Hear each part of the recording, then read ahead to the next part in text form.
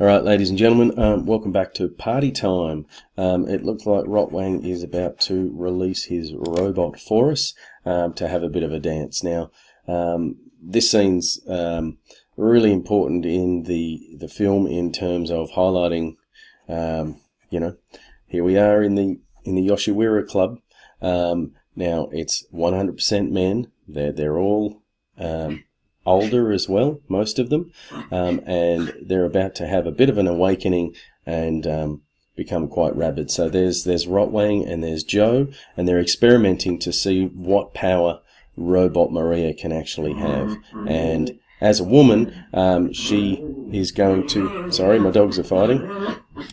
They've stopped fighting now. I've never really talked about race in this film, but the only people of colour that you do see are just holding up something for the robot to come out and dance. Now, once again, look at the reactions of these men. Yes, it's German Expressionism. They're a little bit over the top, but there's that idea of, a female using her sexuality for her power. It's a very risque dance. You guys probably aren't going to think so, but for the time, it was absolutely crazy. And we have the gentlemen panting like dogs. They are animalistic. They have lost their humanity now. All education and sense and reason is lost to the wiles of this woman, this robot. And as her dance increases in explicitness, so does Freda's visions. Alright, and we've got Freda back in his room, suddenly having visions, and the thin man turns into a Grim Reaper or a preacher. Okay, once again, with this religious symbolism, as Robot Maria is dancing, we realise the days of the apocalypse. Okay, so this is referencing Revelations, the last book in the Bible, when the apocalypse comes, and Robot Maria, now is representing the whore of Babylon. She is the female who will lead to the downfall of men. Okay, her dancing is still very robotic, and some say it represents the sort of Art Deco architecture of the time. There's a lot of surrealistic, the montage of the eyes and the panting and the close-ups of the faces. It really brings this real energy to this scene to show how rabid and crazy this lady has led these men to be. And Freda has this vision of the 7 deadly sins. So there's a real huge amount of biblical imagery here that we get. And those gentlemen are just going absolutely crazy. But he has this vision, very surrealistic once again, this art form that's brought in, that's everything is kind of dreamlike. Okay, that's the whore of Babylon.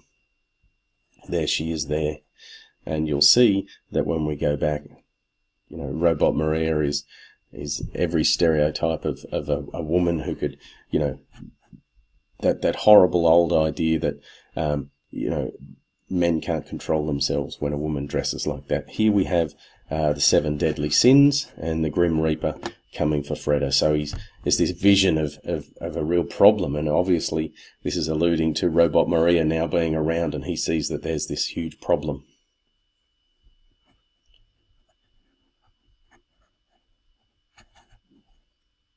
There we go. The men cannot control themselves. All the hands in the air, like they just don't care. Just go back, look at that.